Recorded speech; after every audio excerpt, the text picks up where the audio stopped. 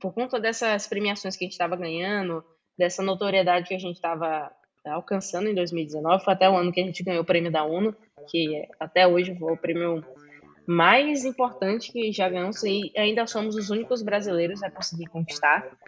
E isso meio que abriu várias portas e várias empresas começaram a entrar em contato com a gente.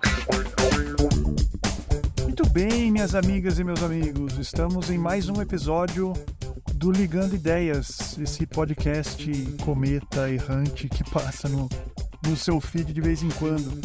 O papo de hoje é com a Ana Bezerra, ela é fundadora da SDW, uma startup de impacto social que começou com a Aqualuz e hoje já tem outras iniciativas que ajudam as comunidades do Brasil afora. E o episódio de hoje é bem especial para mim porque eu conheci a Ana lá no comecinho, quando ela estava meio no começo dessa jornada ainda. Mas ali mesmo eu já sabia, já tinha curtido demais a iniciativa e sabia que ela não ia desistir tão fácil. Chegou bem longe, tá indo cada vez mais longe, Ana. Segue aí, escuta a história dela que tá bem bacana.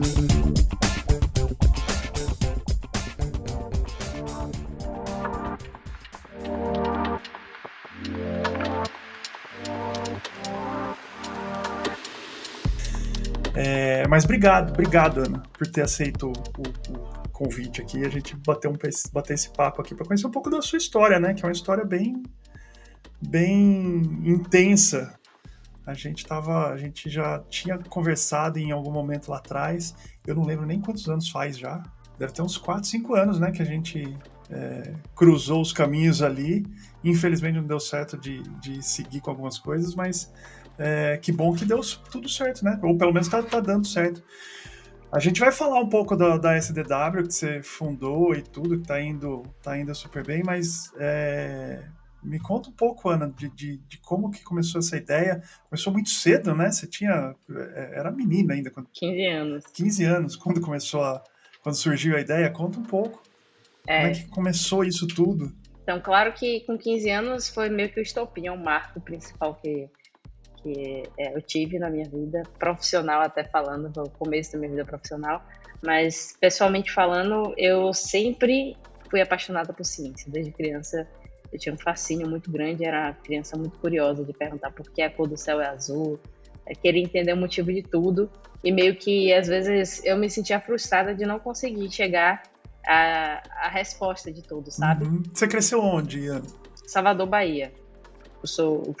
Fui criada como filha única, então não tive assim... Eu tive muitos momentos sozinhas e pensativos, sabe? Então isso ajudou a eu ser mais curiosa e ficar com esses pensamentos que muitas crianças às vezes terminam não evoluindo ou perdendo essa essência por conta até do formato educacional e formato que infelizmente a maioria da sociedade educa seus filhos.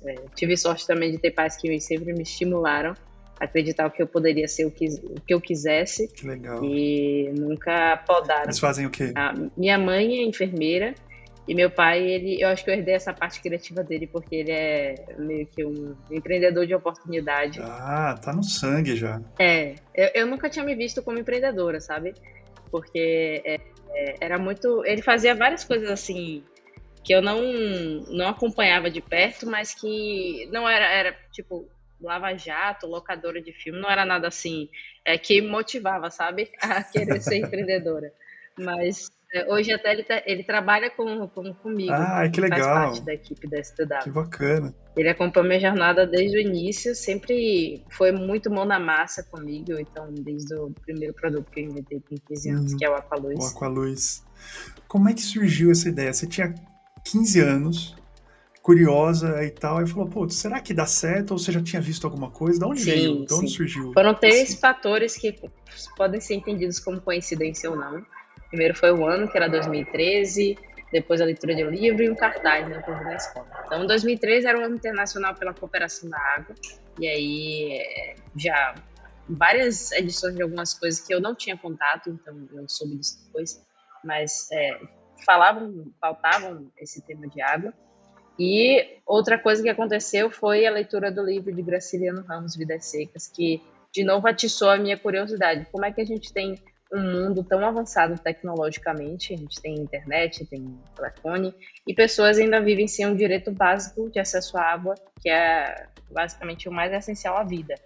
Então, como é que aquela situação que é, claro, ficcional, mas na verdade, até eu parando para estudar um pouco mais na época sobre isso, percebi que era uma realidade de milhões de pessoas no Brasil e bilhões no mundo. Então, era uma questão ainda muito atual e crítica. E aí eu fiquei, poxa, meio indignada e sem saber o que fazer. E o empurrãozinho que faltava foi ver esse cartaz do Prêmio Jovem Cientista do CNPq, e que o tema, de novo, era água, por conta do Plano Nacional da Cooperação da Água. Foi um prêmio, então, que te chamou a atenção, que você juntou, óbvio, né? Sim, Foi ligando os pontos ali. sim. Mas eu não ganhei o prêmio. Não, mas, ué... Já dando spoiler. Isso é um detalhe só. É. Mas a motivação foi por conta disso. E aí você viu o prêmio? E eu resolvi participar, porque na minha cabeça, ainda com aquele sonho de ser cientista, eu precisava estar na faculdade. Não sabia que ainda no ensino médio, como adolescente, eu conseguiria executar o meu sonho de ser cientista. Então aquela para mim foi a oportunidade perfeita e ainda estava muito recente. 15 anos você está no primeiro, né? Primeiro do eu estava no médio. Primeiro ano do ensino médio. Então comecei a pensar o que é que eu poderia fazer, chamei professores de biologia e de física para me orientar e também com a ajuda de meu pai. E na internet a primeira coisa que eu fui fazer foi descobrir o que é que existe de soluções de tratamento de água. E claramente, com as centenas e milhares de produtos que eu tive contato, eu percebi um único problema que fazia com que, apesar de existe tecnologia sim para tratamento de água, nenhuma consegue resolver o problema de quem está lá, nas áreas mais isoladas, que tem um baixo investimento financeiro.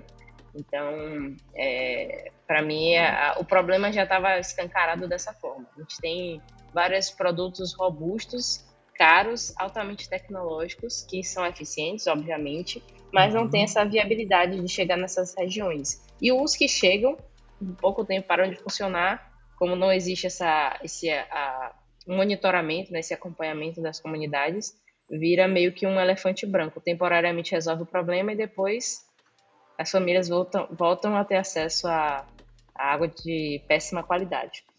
Então, Entendi. Eu queria criar uma tecnologia que pudesse durar muito tempo. E, ao mesmo tempo, com a minha limitação de não ter acesso ao laboratório, não ter acesso à fábrica, nem nada disso, que eu pudesse desenvolver com 15 anos, basicamente contando com o apoio de meu pai. Então, o Aqualuz surgiu dessa forma. O protótipo que eu construí nessa época foi algo bem rudimentar. Não, me segura um pouco.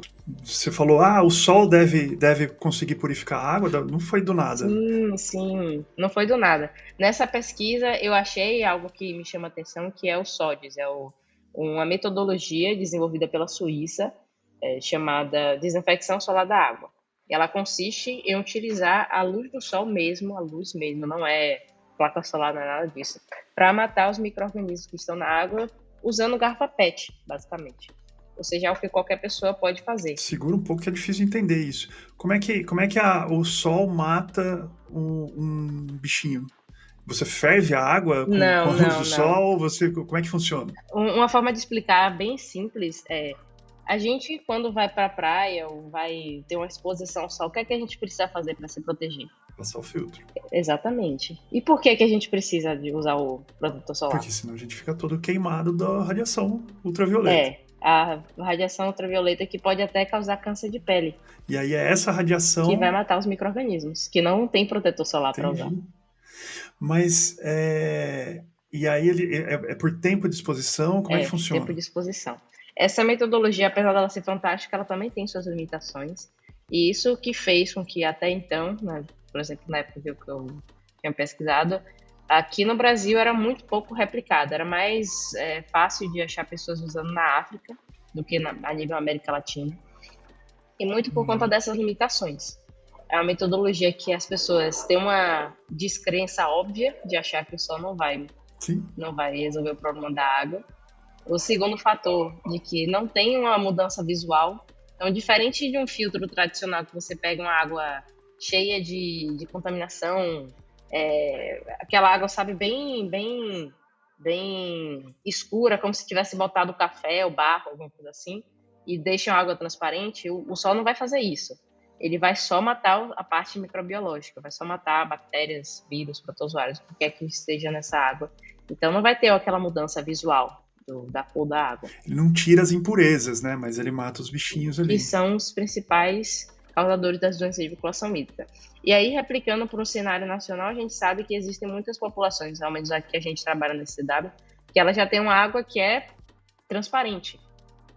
Então, a gente tem um terceiro fator aí que faz que a pessoa não faça adesão, e que elas não acreditam que aquela água transparente causa doenças. E aí, a gente tem muitas pessoas usando a água contaminada, achando que tá tudo tranquilo. E quando elas ficam doentes, pode ser qualquer outra coisa menos a água. Uhum. Mas nessas comunidades, quando você fala água transparente, essa água vem de onde? De poço, de cisterna? Às vezes de poço, cisterna principalmente. O grande foco da gente são famílias que tenham a cisterna de captação e armazenamento de água de chuva. Que aí vai ter uma água transparente. Aí uma água transparente, mas dependendo de como tá a cisterna, depende de como a galera armazena isso, pode ter bichinho lá dentro. Tem vários fatores que fazem com que, ao menos no que a gente viu de pesquisa científica, mais de 95% das águas de cisterna sejam Nossa, é contaminadas. bastante. Aí a gente tem desde contaminação pela forma como a água foi coletada, que a água vai passar pelo telhado. Esse telhado ele não fica higienizado 100% do tempo. Ali passa passarinho, insetos, eventualmente ratos, gatos, e esses animais podem tanto trazer sujeira quanto fazer as necessidades ali em cima daquele telhado. E quando a água da chuva passar, vai lavar tudo e levar para a cisterna. E um filtro simples não resolve? Não. O que a gente encontra as pessoas utilizando nessa região é o filtro de barro, o que erroneamente é passado como a melhor tecnologia de filtração. Nossa, erroneamente por quê? Porque é um pouco complexo explicar, mas existe o filtro de barro que a gente dos centros urbanos tem acesso e tem os filtros de barro que essas populações têm acesso. Não é a mesma tecnologia.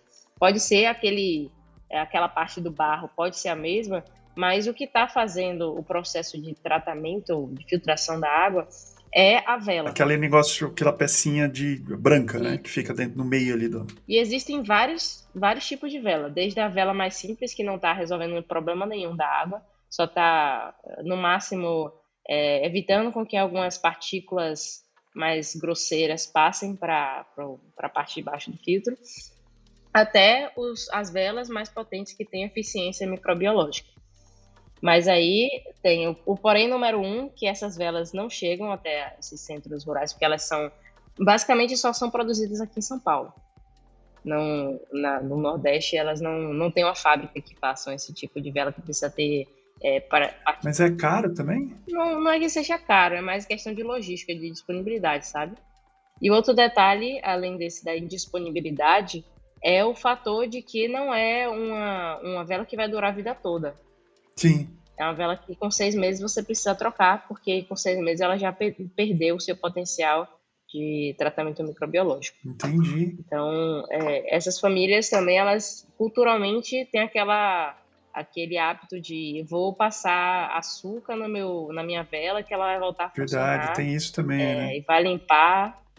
Isso aí não faz sentido nenhum, cientificamente falando. Não adianta nada ficar lavando a vela. E aí, por isso que o filtro de barro não funciona da forma como é vendido pela mídia. Entendi. Você tem que trocar, então. Não adianta ficar lavando vela e tem que prestar atenção na vela que você está comprando, Sim. inclusive. Se ela não tiver potencial de tratamento microbiológico, bacteriológico... Mas a gente está falando das águas né, de cisterna, de poço e tal. A água que a gente recebe encanada aqui, acho que tem tratamento ou não também? Sim, então, tomar cuidado com isso. Tem locais e locais, né? Teoricamente é para ter tratamento. Mas aí a gente tem, por exemplo, pessoas que vivem mais distantes da rede de abastecimento, que vai pegar aquela tubulação de água que não é higienizada nunca. Até a ponta de chegar à casa dela, nada garante que o cloro residual que é colocado para que os micro-organismos não se desenvolvam, se ele vai estar ativo ou não, vai estar eficiente ou não. Então, possa ser que desenvolva micro-organismo lá naquela casa da ponta. Quem está mais perto da rede de abastecimento provavelmente deve receber uma água muito boa. Melhor. Mas quem está lá na ponta, principalmente nas zonas mais periféricas, periurbanas e zonas rurais que sequer tem a rede de abastecimento, dificilmente essa água vai chegar, dependendo do compromisso da rede de abastecimento de verificar esses pontos mais distantes. A gente não tem. Eu não estudo essa parte. Não, entendi. Não, ficou claro. Eu Imagino. não tenho evidência científica, mas o que a gente testa nas casas que têm acesso à rede de abastecimento, que ficam justamente na ponta, a gente nunca achou uma que tinha água de fato potável. 100% ali, né? E, inclusive, eu já fiz na minha casa. Hoje eu estou morando em São Paulo, mas na época que eu morava em Salvador, eu já fiz análise de água do centro de abastecimento. Minha água deu contaminada. Caramba. Entendi. Então, não tem a gente, mesmo sendo água encanada, a gente precisa prestar atenção, especialmente se estiver mais longe desse centro aí de distribuição, né? E aí a gente faz a vela, e a gente estava falando da vela. Então a vela pode ser um caminho, e aí a radiação ultravioleta mata os bichinhos. Como é que a gente faz para matar os bichinhos com radiação ultravioleta? Precisa deixar água à exposição ao sol, basicamente. Não é algo que é rápido, como colocar o cloro na água, ali em poucos segundos a água já vai ter matado os bichinhos. Mas quando a gente fala de sol, a gente precisa de um tempo de exposição da radiação em contato com a água para que seja efetivo, para que a radiação consiga atingir todos os micro-organismos e mate eles. Então a gente tem um processo aí que dura em média 4 horas, mas pode durar mais tempo dependendo das condições climáticas. E, claro, do nível de contaminação da água. Quando você falou bastante tempo, eu imaginei dias aqui. Então não é dias, não são dias. Não. 4 horas. São algumas horas. Não, que ótimo. Não é tão demorado assim também, então. Tempo de um pouco mais que um filtro de barro. Aí vai um filtro de barro, 20 minutos, talvez. E aí você falou, putz, legal, acho que dá para fazer um negócio disso daqui, vou me inscrever no prêmio. E aí se inscreveu no prêmio e não ganhou, como você já falou. O que aconteceu? Então, esse prêmio ele é voltado para, de fato, quem tem infraestrutura para ser cientista. Então, quem tem acesso ao laboratório, para quem consegue desenvolver uma metodologia de provar a eficiência do seu produto. E como eu não tinha isso, eu tentei de todas as formas. Bati na porta da faculdade, da Universidade Federal da Bahia, não tive apoio nenhum. Tentei comprar insumos para fazer meio de forma caseira as análises de água, não ficou muito legal. Eu consegui até fazer, mas não era nada assim tão com controle de qualidade necessário, com rigor científico. E aí, quando eu submeti, foi um projeto bem superficial, bem, eu diria que com uma qualidade científica muito baixa, pelas limitações que eu tinha. E não ganhei, mas eu já estava tão apaixonada. Pois mas a semente plantou ali, né? Ao menos o prêmio serviu para que eu iniciasse. Então, tirasse a ideia do papel e construísse. E aí, como é que foi, então, essa construção? Você ficou com essa vontade de seguir com essa ideia, com esse produto, com essa iniciativa? O que você fez? Você estava no primeiro ano do ensino médio, segundo ano, talvez, passando para o segundo ano do ensino médio. Como é que foi? Como é que você levou essa ideia pra frente? Fui tentando sempre uma articulação, porque meu network na época era zero. E não conseguia aproveitar nada do network de meus pais. Então, era com a cara e coragem, tentando pesquisar algumas instituições, mandar e-mail, ser ignorada a maioria das vezes pelas pessoas. E 2 anos depois eu entrei na faculdade, pulei o 3º ano. Nossa! Com 17 anos eu entrei na Universidade Federal da Bahia, no curso de biotecnologia. Legal! Nessa ideia de ter acesso aos laboratórios e poder executar o produto da forma como ele precisa ser desenvolvido. Mas foi extremamente frustrante, eu não tive acesso basicamente a laboratório nenhum. Mesmo dentro da universidade? Mesmo dentro da universidade. E para ter acesso, você precisa estar dentro da linha de pesquisa dos professores. Entendi. E não tinha nenhum professor que tivesse... Não é que não existia a estrutura, que você não podia ter acesso. E eu não tinha nenhum professor que tivesse uma linha 100% com a linha de pesquisa que eu trabalhava. E aí eles, às vezes, me apoiavam da forma que dava. Eu consegui fazer algumas análises de água que alguns alunos de engenharia ambiental precisavam aprender como faz análise de água, então pegava lá minhas amostras de água para eles analisarem. Consegui, no meu TCC, mais um laboratório me apoiou, me entregou alguns insumos de testes rápidos de análise de água que só precisava da incubadora, e a incubadora era mais fácil um professor ceder. Então, eu fui tentando fazer dessa forma, apesar de ter feito muito pouco frente ao o que deveria ser desenvolvido para... Podia ter pesquisado ali, né? É, Mas então você passou a faculdade inteira meio que tentando caminhos. sim, sim. E na faculdade, logo no primeiro semestre, eu descobri o empreendedorismo social Ah, como um sim. caminho também. Legal, mas como você descobriu? Você conheceu outras pessoas que estavam nesse setor? Logo na minha primeira semana, eu conheci um veterano que estava meio que dando apoio para os calouros. E eu conversei com ele sobre o meu projeto, perguntando, poxa, eu tô com uma sexta-feira livre, né? Que sempre fui, como você pode ter percebido, se eu pulei o terceiro ano é porque eu sempre fui apressada. Então, na minha carga horária, eu estava com a sexta-feira livre. E eu queria botar alguma coisa para já antecipar as coisas da Uhum. faculdade. Tanto Nossa. que eu também formei um semestre antes de minha turma. E eu falando com ele que eu tinha um projeto de tratamento de água, e o que é que ele achava que eu deveria pegar que pudesse fazer sentido com esses meus interesses. Eu, na mente, de pegar metodologia científica, mas ele falou, não, você precisa pegar gestão e empreendedorismo. Aí eu, como assim? Eu sou cientista, eu não sou empreendedora. Olha que dica boa. E aí, quando eu fui fazer aula, que eu nem consegui me inscrever 100%, eu depois tive que pegar de novo essa matéria. Mas conversando com o professor, fiquei como ouvinte na aula, que era uma matéria de sétimo semestre, e eu lá como caloura. A única caloura da turma. E aí você tomou contato e falou, putz, vou montar alguma coisa, vou montar uma empresa, vou empreender. É isso? Sim, sim. Logo eu já tive acesso a um edital da faculdade que era para startups, uma incubadora da faculdade para startup.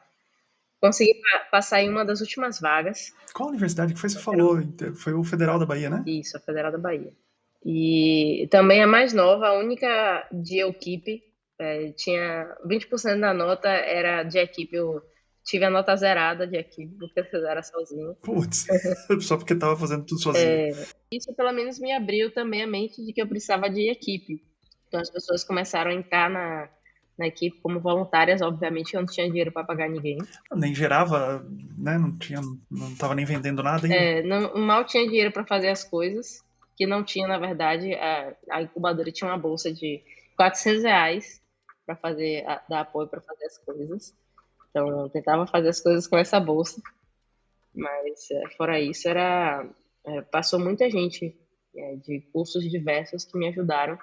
E hoje, de todas, eram, acho que, não sei, 20, entre 15 e 20 negócios da faculdade. Eu era mais jovem, a única que começou sozinha e a única que existe até hoje. Dentro da universidade ainda, então. Você se formou e continuou lá na incubadora? Não, não, era acho que um ano só de incubação. Pouco tempo depois eles meio que descontinuaram o programa, não sei hoje como é que tá, mas na época que eu fiquei na faculdade só teve um ano de incubação, mas isso já me abriu portas para conhecer outras pessoas de outros programas. Nesse momento já tinha um produto? Já. Sempre teve, né? Sempre a gente teve o Aqualuz. Explica então como é que era como é que é o Aqualuz. Você falou de garrafa PET, mas não é uma garrafa PET, né? Não, não. É como se fosse uma pia de inox, sabe? Em termos de. É algo bem fino, é algo que tem 5 centímetros de profundidade e ele tem quase 60 centímetros por 40 centímetros, é um retangular. Meio que uma bandeja mesmo, então. Isso, meio com bandeja. Não pode ser fundo porque a gente precisa aumentar a superfície de contato do sol com a água. Então, quanto mais fundo for, mais lento é o processo. E aí a gente tem uma tampa de vidro, que é para evitar que caiam poeira, sujeira dentro da água. E um sensor, que muda de cor quando a água está pronta para o consumo. Entendi. Ali na incubadora você já tinha esse produto, então? Já tinha o sensor, já Não, tinha... eu tinha o produto menos o sensor. O sensor foi mais na frente que a Entendi. gente conseguiu desenvolver. Aí você saiu, então, da incubadora e foi atrás de montar a empresa, de empreender. Como é que foi isso? Como é que foi esse caminho? Você conheceu... Você tem uma sócia hoje, né? Tem uma sócia. Letícia eu conheci 2 anos depois. Ela foi uma das que entrou como voluntária, mas diferente dos voluntários que até então tinha entrado, que tinha aquela curva, né, de empolgação, ajuda muito, depois baixa e aí some. E ela não, a gente tinha uma sinergia de trabalho muito grande e 2 anos depois trabalhando com ela, Que eu convidei legal. ela para ser sócia. E aí, já com o produto pronto. Isso, já com o produto meio que pronto. E aí, como é que foi entrar no mercado com isso? Foi muito desafiador. Foi um processo longo de identificar um modelo de negócio viável para a gente trabalhar, basicamente. E a gente conseguiu através de venda de projetos de responsabilidade social corporativa. O que por si só já é um desafio gigantesco, porque, como você deve imaginar, né, grandes empresas não querem investir em startups pequenas que não tem demonstrativo que deu certo, nem que funciona. E aí a gente ficou vários anos tentando convencer uma empresa a financiar o primeiro. Depois que isso aconteceu, aí as coisas começaram a rodar melhor. Isso foi só em 2019. No finalzinho de 2019, a gente fechou o primeiro 2019, contrato. 2 anos mesmo, depois Ó, a linha do tempo. 2013 eu tive a ideia com 15 anos. 2015 eu entrei na faculdade e montei a STW como startup de impacto. 2017, Letícia começa a trabalhar comigo, junto com outras pessoas, mas ela com grande destaque, é uma sinergia que a gente terminou virando sócia. E 2019 é quando a gente consegue que a STW comece a rodar como empresa, Muito comece a bom. operar oficialmente. Ficou bem claro agora. O modelo, então, é a empresa financiar a instalação em comunidades. É esse o modelo. Financiar a instalação e o impacto em si. Porque eles querem os dados também de que o impacto foi efetivo. A gente entrega relatórios, a gente entrega mapa georreferenciado, O retorno... vídeos, fotos, depoimentos. Não, eu estou pensando aqui. O retorno para a empresa não é financeiro. Não, eles não têm retorno financeiro, porque os beneficiários não pagam pela solução. Exato. O retorno para a empresa está no impacto social, imagino, né? Nessa parte até Dando um exemplo clássico, a gente tem muitos clientes no setor de energia renovável. Todo mundo acha que o setor de energia renovável não tem impacto negativo na sociedade. Mas ele tem principalmente quando a gente para analisar as comunidades que ficam no entorno do empreendimento eólico, por exemplo. Lá vão ter carros e tratores passando em estradas de barro, jogando terra para casa das pessoas. Vamos ter as hélices da turbina eólica fazendo sombra e impactando algumas, até animais, psicologicamente falando. Tem um problema de vaca que fica... eu não sei explicar essa parte, não, né? mas Mas claro. tem vários impactos negativos socialmente Sim, falando. pensando ainda mais em fazenda eólica, né? Que não é pequeno. Uma turbina eólica não é pequena. E normalmente eles colocam, sei lá, 40, 50 no... Muito grande. E aí eles, eventualmente, dependendo da empresa, dependendo de onde está situado esse empreendimento, eles podem ter uma relação conflituosa com a comunidade. E o que acontece quando esse conflito ele está assim, no ápice da comunidade entender que a empresa está mais prejudicando eles do que ajudando? Ela fecha a estrada, as pessoas que trabalham no parque não conseguem se deslocar até o parque, e aí eles têm impactos milionários de não conseguem trabalhar da forma adequada e tem prejuízo. E o que eles precisam fazer para isso não acontecer? Investir socialmente no desenvolvimento da comunidade para que elas entendam, poxa, está tendo um impacto negativo de um lado, mas está compensando do outro, está me ajudando a se desenvolver de outras formas. E aí não vai ter esse atrito e as comunidades vão deixar enfim, a empresa operar. Tem empresas que esperam o atrito acontecer para investir mais na comunidade, sim, mas tem outras que desde o início já sabem já tem essa expectativa, né, de problema ou da necessidade deles terem um compromisso real com o desenvolvimento da comunidade, já que eles estão ficando extremamente ricos com o que eles estão extraindo de lá. Então, é mais fácil eles investirem, saber da necessidade do investimento que precisa ser feito. E aí o nosso trabalho, ele precisa, mais uma vez, não só ser bonitinho nos vídeos depoimentos, mas garantir que o impacto real está acontecendo e nada melhor do que as próprias famílias para falar isso, porque elas são as que são impactadas diretamente. E todo o nosso trabalho ele é desenvolvido justamente para garantir o melhor impacto possível para as famílias beneficiadas. E que dure, né? 20 anos a durabilidade do Aqualuz. Esse sempre foi o principal diferencial que eu busquei. Porque era muito fácil, sabe, buscar um filtro muito mais potente do Aqualuz, mas que ia ter lá sua limitação de durar no máximo 2, 3 anos, talvez. Depois as famílias não conseguiriam usar mais.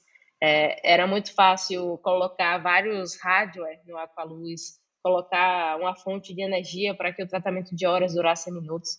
Mas tudo isso ia impactar não só no preço do produto, mas na durabilidade, porque nada disso ia durar mais do que, talvez, 2, 3 anos. Na melhor das hipóteses, se eu botasse um produto super caro, com os melhores equipamentos, uns 5 anos. Para a gente durar 20 anos e ter um custo acessível, precisamos fazer uma engenharia tecnológica aí para ter os materiais mais simples, na infraestrutura mais simples, que garantisse a eficiência e a durabilidade ao mesmo tempo, com preço Que baixo. legal. E como é que foi vender o primeiro? Poxa, o primeiro em si. Quanto tempo demorou? Me conta os detalhes aí das conversas. Isso aí é um tempão para tentar falar um case só, porque a gente tentou vários anos vender, eventualmente a gente conseguiu, por exemplo, um recurso de uma aceleração, de uma incubadora, recursos às vezes de premiação, que ajudaram a gente a ir implantando aos poucos até 2019. Que aí o caso que eu contaria que foi o melhor de como a gente se lançou no mercado foi por conta dessas premiações que a gente estava ganhando, dessa notoriedade que a gente estava alcançando em 2019, foi até o ano que a gente ganhou o prêmio da ONU, que até hoje foi o prêmio mais importante que já ganhamos e ainda somos os únicos brasileiros a conseguir conquistar. E isso meio que abriu várias portas e várias empresas começaram a entrar em contato com a gente.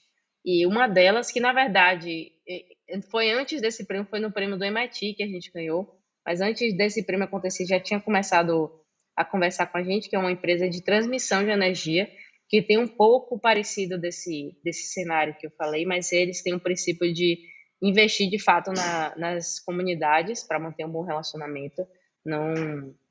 Não é nesse caso não era de energia eólica, era só da rede de transmissão mesmo da energia que estava sendo produzida no local.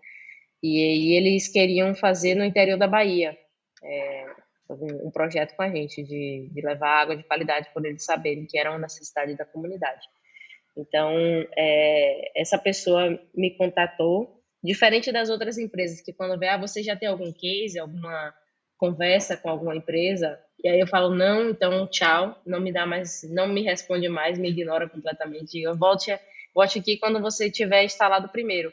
E sempre fiquei, poxa, como que eu vou instalar o primeiro se ninguém nunca me dá a oportunidade de instalar o primeiro? É tipo aquele clássico de você recém-formado, que é a sua primeira oportunidade de trabalho, mas todo mundo que você conversa quer que você precisa de experiência. Como é que a pessoa vai ter experiência? É um cenário parecido.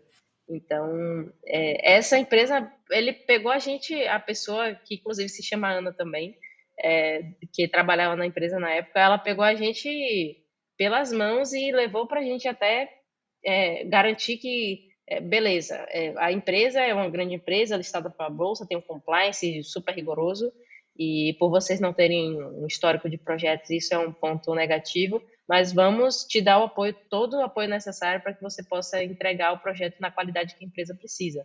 E aí a gente fez esse primeiro projeto com eles já apresentaram os resultados do projeto para a holding, e a holding, que é a empresa maior, já contratou a gente para outro projeto, depois começou a apresentar a gente como case deles de sustentabilidade em vários eventos, e a gente conseguiu outros clientes dessa forma também. Aí foi pegando tração assim.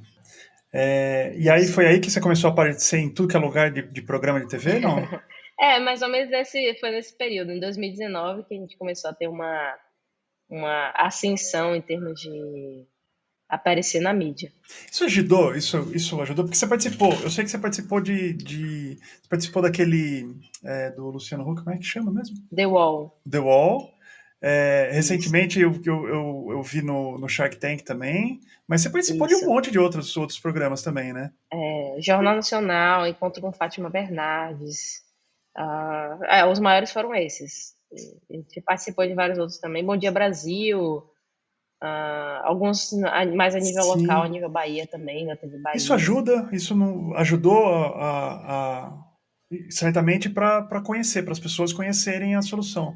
Mas ajudou nos negócios também? Sim, isso dá credibilidade. No negócio, não. Não ajudou? Não, efetivamente não. A gente imagina que indiretamente é uma. Tirando o Shark Tank, que eu acho que foi que deu alguma coisa ali, Mas esses outros deu mais uma notoriedade, uma credibilidade do nosso trabalho, deu um destaque maior à nossa marca e a gente ser reconhecido e conhecido nacionalmente, mas de geração de negócios, entendi, não. não deu nada que fosse medido, né? Mas aí me conta um pouco Não. então da experiência com o Shark Tank. Como é que Shark Tank, eu tenho um contrato de confidencialidade, não posso contar todos os Não segredos, pode falar tudo? mas posso dar um resumo, né? Principalmente do que já é público. É um processo que você se inscreve. Mas você teve a ideia, né? Você falou, não, vou me inscrever no Shark A Tank. gente tem que se inscrever no Shark Tank. Também, muito mais voltando. Foi sua ideia? Tem uma galera que participa indicando empresas para o Shark Tank, que conversou com a gente para fazer isso. E a gente falou, por que não, né? Pode ser uma oportunidade, mais uma vez, de ter uma visibilidade renovada, para um público mais especializado que está ali voltado mais para empreendedores. Que a gente No não mínimo a tinha. gente aparece mais, né? Então, o meu foco nem era conquistar investidor, era mais aparecer e divulgar por lá. Legal. E aí chamou a atenção da Monique. Isso. Quando a gente soube que a gente recebe quem são os investidores um pouquinho antes, então, até então me inscrevi, sabia que ia participar, mas tá, não estou indo com foco, não quero nenhum investidor. Aí, pum, Monique Evelyn apareceu como opção. Poxa, essa sim, essa tem sinergia com o que a gente faz e seria bem estratégico. Se for para conquistar um Shark ali, tinha que ser ela. Eu até brincava no treino, nos ensaios que a gente fazia com o pessoal do Shark Tank, que se os investidores ali quisessem fazer proposta para a gente nem fazia questão de fechar. Mas se a Monique fizesse, Boa. a gente fechava. Que legal. Já foi com essa intenção, então. Já tinha lá. E deu Sim. certo, né? E deu Super super certo. E foi a única que fez proposta pra gente Que também. legal, porque tinha afinidade ali, né? Tinha sinergia. Que- Com os outros não fazia sentido nenhum. E eles também perceberam isso, claro. obviamente. E aí, isso aconteceu ano passado, né? E como é que tá a SDW hoje? Hoje a gente está com agora algumas, digamos, uma fase mais de olhar para dentro do negócio, de preparar a estratégia para a evolução e a escala. Então, a gente tem preparado algumas tecnologias, não tecnologia só de água e saneamento, mas tecnologia de aplicação mesmo de software dentro da startup, porque isso é algo que a gente percebe que é muito fraco no mercado de impacto. Quando a startup é uma startup de software, beleza, ela tem isso como um foco principal. Mas no nosso caso, quando é uma startup que não tem nada de tecnologia desse tipo, as coisas são bem arcaicas, tecnologicamente falando. Então, a gente está aprendendo a conversar com os dois mundos e isso leva um tempo e uma energia gigantesca. Então, tem até sofrido impacto em termos de conseguir aumentar, ampliar o nosso impacto de soluções instaladas por conta disso. Mas sabemos que vai ser para um bem maior, em termos de uma hora que a gente conseguir engrenar com isso, vamos sair de 25 mil para 1 milhão fácil de pessoas impactadas. É isso que eu ia perguntar. Como é que tá? Como tá quantos Aqualuz tem? Chama Aqualuz aí? Chama Aqualuz ainda. A gente já tem outros produtos.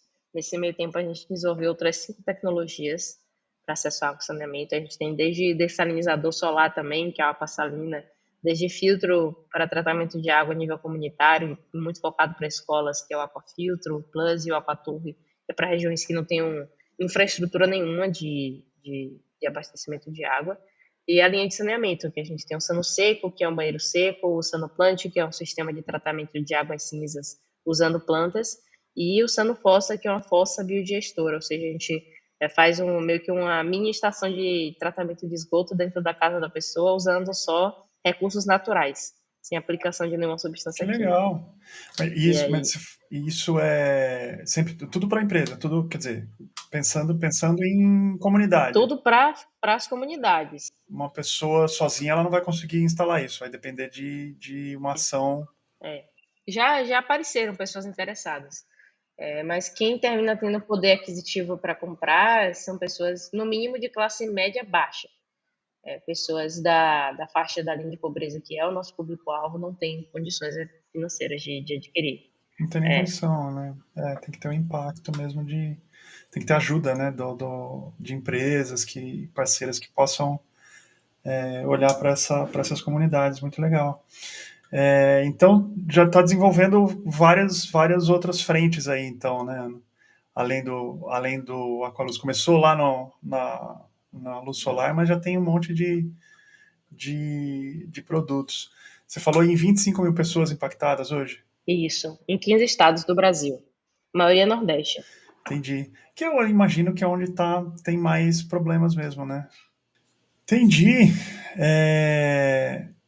E para o futuro?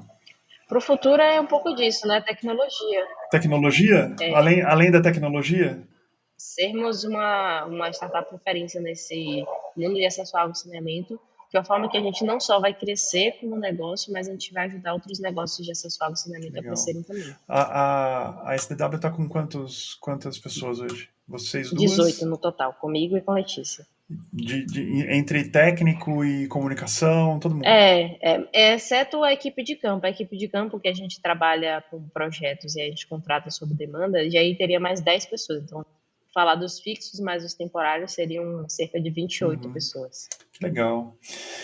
Ana, deixa eu fazer uma pergunta que eu faço sempre para a turma aqui. Você olhando para trás aqui, porque o podcast chama Ligando Ideias, né? Você olhando para trás, naquele pensamento de ligar os pontos, né, do Steve Jobs, você olhando para trás, você identifica esses momentos que você olha e fala, puta, aqui foi uma decisão que me trouxe até onde eu estou hoje, assim. Esses 2, 3 momentos na minha vida me trouxeram até aqui. Você consegue identificar esses 2, 3 momentos? Eu consigo chutar até aqui. Vamos ver se temos os pontos em comum, então. O primeiro, obviamente, foi o cartaz que eu vi do Jovem Cientista, que me fez botar a mão na massa e me tornar uma cientista. O segundo foi a sacada de entrar como empreendedora social também. E o terceiro, eu diria que é essa sacada atual, da gente incorporar a tecnologia em termos de software dentro do nosso negócio. Acertei 2. Qual foi a terceira, então? Imagino que a terceira... Não, a terceira eu acho que eu nem pensei aqui. Eu pensei dessas duas primeiras. Mas essa história da tecnologia surgiu como? Você, como curiosa, você viu esse movimento acontecendo no setor? Não vimos porque meio que não existe nada no setor. Estamos sendo pioneiros até de tecnologia a nível global. Isso a nível global. Eu tive contato agora, estive em Paris na semana passada e conversei com uma das aceleradoras que nos apoiou, trabalha com foco em empreendedores que trabalham com água e saneamento. E eles falaram que é a dor que todos os empreendedores que eles trabalham têm, de como usar a tecnologia como aliada para automatizar processos, padronizar a forma de comunicação de impacto. Então, tem mais outras coisinhas lá que a gente está adicionando, mas a gente percebe... E hoje, em uma das reuniões que eu tive com uma pessoa, agora há pouco, antes da gente entrar nesse podcast, ela me falou que a gente está com um diamante bruto na mão. Que legal. Então tem bastante coisa para fazer. Surgiu de uma dor nossa, de poder entregar isso para os investidores, para as empresas, e terminou se tornando um produto que eventualmente pode virar um spin-off da STW, um outro braço, a STW virar uma holding, e aí, de fato, conseguir ter um impacto mais global, ajudando outras iniciativas de acessório ao saneamento a realizar um impacto mais Que efetivo. legal, mirando no mundo, então. Muito bom. A SDW você falou de investidores, além da Monique que tá junto com vocês, tem mais, Temos. tem investidores Na mesmo. mesma época da Monique, na verdade, enquanto a gente apresentou o Shark Tank, não tinha fechado, mas no processo de negociação a gente já estava com o processo de negociação com o fundo nessa época, e pouco antes de fechar com a Monique, a gente fechou com eles, que é a FDC Angels. Entendi. E aí a gente fechou esse investimento a nível anjo, não só pelo dinheiro, mas pelo networking, pela rede das pessoas que fazem parte, que estão nos ajudando para além do dinheiro. Mas esse foi o primeiro investimento? Primeiro investimento. Então foi recente, foi, sei lá, ano passado. Mas foi uma decisão super assertiva. A gente já tinha conversado com outros fundos e a percepção tanto minha quanto de Letícia poxa, a gente vai receber um investimento cedo com valuation baixo, vai comprometer uma parte do nosso equity gigantesca, e quanto mais cedo você pega, mais você perde de equity. E aí a gente esperou nesse momento que era o mais estratégico para a gente. Muito bom, Ana. Muito sucesso para você. Obrigado de novo pelo seu tempo. É muito legal ver o caminho da turma, sabe? Parabéns demais, assim, primeiro pela sua estrutura, né, de pai e mãe ajudando, apoiando, pela sua curiosidade de 14, 15 anos já se enfiar nesse meio de, não digo nem formação, não precisa ser formação, mas é divulgação científica, melhor dizendo. Né? Quanto mais as pessoas souberem dessas coisas que estão acontecendo, mais Anas vão aparecendo com 14, 15 anos e despertando essa curiosidade e seguindo essa trajetória de sucesso que é um pouco fora da curva. Pular ano, entrar um ano antes da faculdade, se formar um semestre, não é todo mundo que faz isso, não. Mas parabéns demais para você e muito sucesso para você e para a Luiz e para todo mundo que está envolvido aí. Obrigada, Marcelo. É isso, minhas amigas e meus amigos. Espero que vocês tenham curtido o papo tanto quanto eu curti. A Ana é uma daquelas pessoas que estão enxergando alguma coisa lá na frente que a gente não viu ainda, sabe? Então é sempre bom acompanhar de perto essa turma. E já que você está aqui escutando ainda, me faz um favor, avisa os seus amigos que saiu mais um episódio do Ligando Ideias, manda aí no grupo da firma, marca a turma nas redes todas por aí e me marca também para eu saber o que você está achando, fechou? Um beijo para você e nos vemos no próximo episódio.